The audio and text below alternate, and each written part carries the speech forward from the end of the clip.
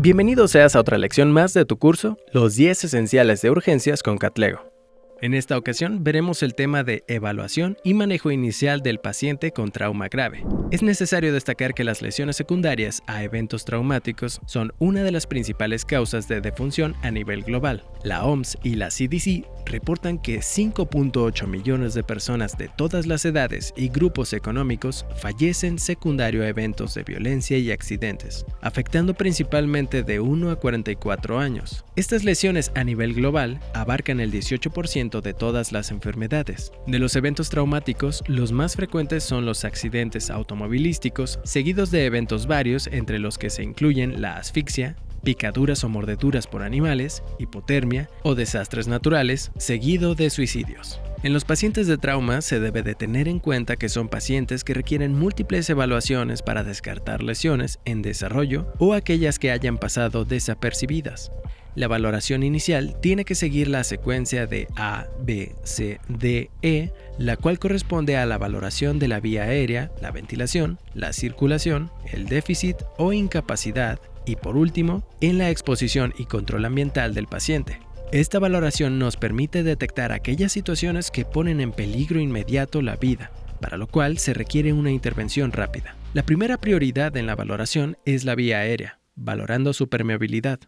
La valoración de esta depende del estado de conciencia del paciente. Si éste se encuentra consciente, se puede valorar preguntándole cuál es su nombre y ver la forma en que responde. En aquellos pacientes que se encuentren inconscientes, se tiene que realizar apertura de la vía aérea con levantamiento de la mandíbula, realizando esto con inmovilización cervical por la posibilidad de contar con una lesión cervical oculta, la cual se puede agravar con la movilización del paciente. Hay que destacar que el hecho de encontrar una vía aérea normal no exime de la responsabilidad de posteriormente presentar deterioro. Si tras estas medidas el paciente continúa con datos de mala permeabilidad, se debe de buscar con la apertura de la vía oral, si presenta sangre, secreciones u objetos que generen esta obstrucción y retirarse.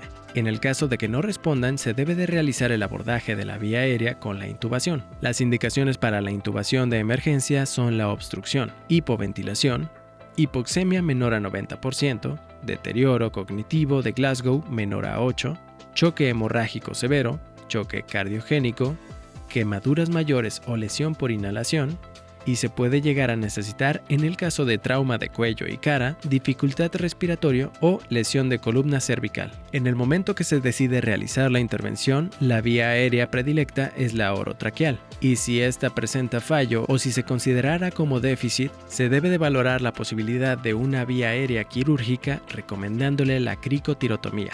Sin embargo, en caso de lesiones traqueales, podría utilizarse la traqueostomía. Lo siguiente que se debe valorar es la respiración, lo cual permite valorar la ventilación, oxigenación y todas las lesiones que pueden comprometer la vida de forma inmediata. Esta valoración se realiza con una correcta exploración física, la cual valora la coloración cutánea, la frecuencia respiratoria, la simetría y capacidad de realización de los movimientos torácicos, la presencia de crépitos a la palpación, y alteraciones al momento de realizar la auscultación torácica bilateral, donde se debe de ver si hay presencia, simetría y la calidad de los ruidos ventilatorios.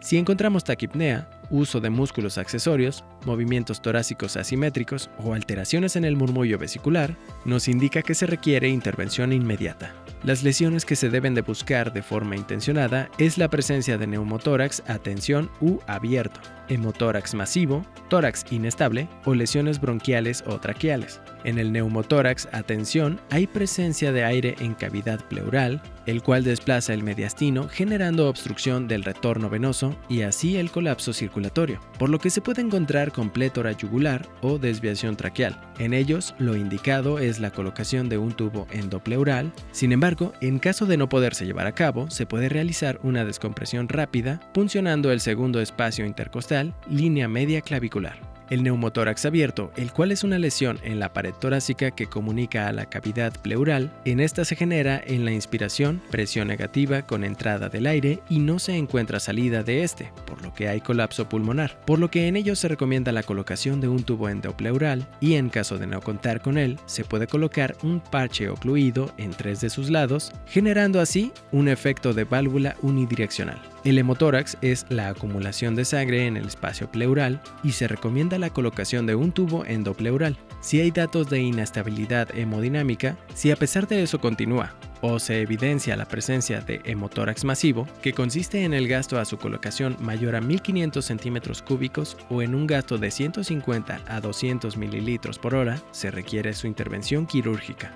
El tórax inestable consiste en la disociación de una porción del tórax por la fractura de más de 2 costillas en 2 o más partes de estas, generando dificultades para la ventilación, por lo que pueden requerir de apoyo ventilatorio. Y por último, las lesiones traqueales o bronquiales, las cuales pueden requerir de apoyo ventilatorio con necesidad de intervención quirúrgica para su resolución completa. Lo siguiente en valorarse es el estado hemodinámico. Esto se determina en si hay presencia de estado de choque, pudiendo encontrarse desde taquicardia, alteraciones en el estado de conciencia y estadios más avanzados se puede encontrar hipotensión. En los pacientes de trauma, el choque hipovolémico es la causa más frecuente de inestabilidad hemodinámica. Sin embargo, también se debe de tener en consideración el choque de origen cardiogénico o neurogénico. En el caso de choque hipovolémico, hay que recordar que las pérdidas sanguíneas se clasifican en 4 grados y solo hasta que se pierde cerca del 30 a 40% del volumen sanguíneo se encuentran datos de hipotensión. En ellos se podría considerar como dato de alarma la presencia de taquicardia, encontrándose esto en un choque incipiente. El manejo en estos pacientes requiere múltiples intervenciones, siendo la prioridad el obtener el acceso vascular, siendo lo preferido la obtención de 2 vías periféricas de gran calibre, de preferencia en el lado contrario donde se encuentra la lesión. En caso de que pasen más de 90 segundos o se ha fallado en la obtención de vías periféricas, se recomienda la colocación de un catéter venoso central, recomendándole su colocación a nivel femoral con posterior cambio en otra zona. Si este no se lograra, se recomienda la colocación de un acceso intraóseo, recomendándole su colocación a un nivel humeral o tibial por la facilidad para su acceso. Tras la obtención de un acceso vascular, se recomienda la administración de volumen intravascular, recomendándole la administración de soluciones de forma general con Ringer lactato, con un bolo inicial de 1 a 2 litros o 20 milímetros por kilogramo en pediátricos con posterior valoración de la respuesta a este. Si no se encontrara respuesta, se recomienda la administración de sangre, la cual por la urgencia se puede administrar tipo ORH negativo o a grupo sanguíneo, y si requiere la administración de grandes volúmenes de sangre, se debe de recordar que estos deben de seguir una relación con un plasma fresco congelado por cada paquete transfundido. Mientras se realiza la estabilización del paciente, se debe de buscar el origen del sangrado y controlarlo. Si este se encuentra de forma externa, se debe de aplicar presión directa y en caso de contar con amputación de alguna de las extremidades, se recomienda el uso de torniquetes. Si se encuentran lesiones penetrantes o inestabilidad hemodinámica, a pesar de las medidas utilizadas, se recomienda el control del sangrado en quirófano. Si a pesar de realizar las medidas adecuadas se continúa con datos de inestabilidad, se debe de buscar descartar otras causas de choque como el cardiogénico o el neurogénico. Hay que recalcar que en la mayoría de los pacientes se puede ser más permisivo con las cifras tensionales durante la reanimación, encontrándose así el término de hipotensión permisiva, la cual es una presión arterial sistólica mayor o igual a 90 milímetros de mercurio, asegurando de esta manera una adecuada perfusión de los tejidos. Sin embargo, en pacientes adultos mayores, lesiones intracraneales, embarazo o tiempos de traslado prolongados, no se puede permitir esto. Durante la reanimación, hay que tener cuidado de evitar la sobrereanimación, ya que esta puede condicionar a la aparición de la triada de la muerte, consistiendo en acidosis, hipotermia y coagulopatía. Lo siguiente en valorarse es la incapacidad o déficit presente en el paciente. Esto se valora con la determinación del estado neurológico y si de forma rápida se encontrara un déficit motor sensitivo importante. Esto se puede valorar con una exploración neurológica rápida y con la determinación de la escala de coma de Glasgow, la cual abarca 3 áreas a valorar, y la capacidad de seguir comandos, dando así el grado de afectación en el estado de conciencia. El estado neurológico se debe valorar de forma constante para determinar si no hay presencia de deterioro o en caso de encontrarse una nueva lesión. Durante la exploración se debe de buscar si hay presencia de datos indirectos de hipertensión intracraneal. Los datos de hipertensión intracraneal se pueden encontrar en presencia del deterioro del Glasgow, la presencia de anisocoria o en caso de encontrarse la triada de Cushing, que consiste en la presencia de hipertensión, bradicardia y alteraciones ventilatorias. En el caso de encontrar alguno de los siguientes datos, se deben de tomar medidas antiedema, siendo el más sencillo la hiperventilación, recomendándole mantener un CO2 entre 30 a 35 milímetros de mercurio. Además de esto, se puede utilizar la terapia hiperosmolar. Para esto, se debe utilizar el manitol con horario. Sin embargo, en aquellos pacientes hipertensos, se puede utilizar bolos de solución hipertónica. La parte final de la valoración consiste en la exposición del paciente y el control del ambiente. La exposición consiste en el retiro total de la ropa y si se llegara a requerir la descontaminación del paciente para lograr así una exploración física completa y así descartar lesiones que se han encontrado desapercibidas. Hay que recordar que de forma basal el consumo energético es de 60 kilocalorías por hora. Sin embargo, en los pacientes de trauma que presentan pérdidas térmicas, este consumo se aumenta a 400 kilocalorías por hora, por lo que el control ambiental es sumamente importante. En el control del ambiente se debe de controlar tanto la temperatura del individuo como del área donde éste se encuentre. Las intervenciones del individuo que se pueden realizar son que la administración de las soluciones y productos sanguíneos se mantengan con una temperatura de 39 grados, al igual que se recomienda la colocación de mantas térmicas o tibias o también se pueden utilizar lámparas para este mismo propósito. En aquellos pacientes que se encuentren húmedos o que cuenten con compresas húmedas o con sangre, se recomienda el secado y el retiro de todo lo que se encuentre húmedo. En casos de pacientes inestables, en los cuales no se logre controles de temperatura, se puede utilizar el lavado de distintas cavidades, tanto como la vejiga, la pleura o el abdomen con soluciones tibias. En el control del área se recomienda mantener temperaturas cálidas para disminuir las pérdidas. Tras realizar la valoración inicial y realizar las intervenciones necesarias, se pueden utilizar métodos adjuntos para su monitorización, diagnóstico y control. El monitoreo se recomienda que sea completo con chequeo de la frecuencia cardíaca, oximetría y presión arterial de forma horaria. En ellos también se recomienda la colocación de sonda Foley para descartar la presencia de lesiones asociadas como uretrales o escrotales, además de permitir la cuantificación del gasto urinario. La colocación de sonda nasogástrica de forma inmediata permite disminuir la presión intraabdominal, además de que disminuye el riesgo de aspiración en aquellos pacientes con deterioro del estado de alerta. Hay que destacar que los estudios de imagen no deben de retrasar las intervenciones terapéuticas, sin embargo, permiten el control y el diagnóstico de ciertas patologías. En los pacientes de trauma se recomienda la toma de radiografías de tórax, pelvis y cervicales, individualizándolos dependiendo del mecanismo de la lesión.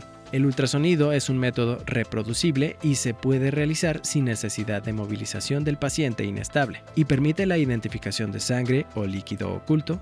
Sin embargo, no detecta lesiones a órganos sólidos. El lavado peritoneal actualmente ha entrado en desuso gracias a la entrada del ultrasonido. Sin embargo, en caso de no contar con este último, se puede realizar permitiendo identificar la presencia de sangre en cavidad y determinar si hay una lesión mesentérica. Por último, la tomografía es considerada como el método diagnóstico de elección en pacientes estables, permitiendo valorar lesiones asociadas de menor tamaño o afectación a zonas de difícil acceso con el ultrasonido. Por último, los estudios de laboratorio no son considerados dentro del abordaje inicial en pacientes de trauma.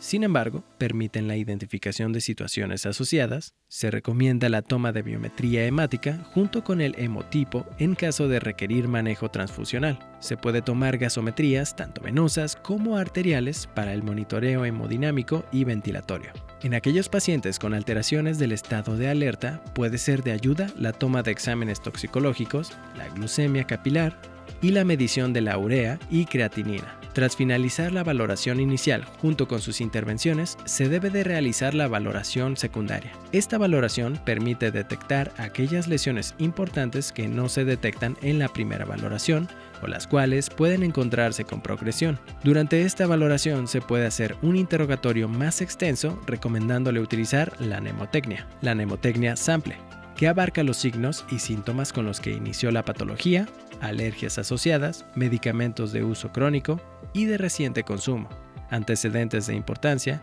la última ingesta y por último, qué fue lo que sucedió. Junto a esto, se puede hacer una exploración física más detallada. Si durante esta valoración o posteriormente se encontrara deterioro clínico, se debe reiniciar la valoración mediante la secuencia de valoración primaria.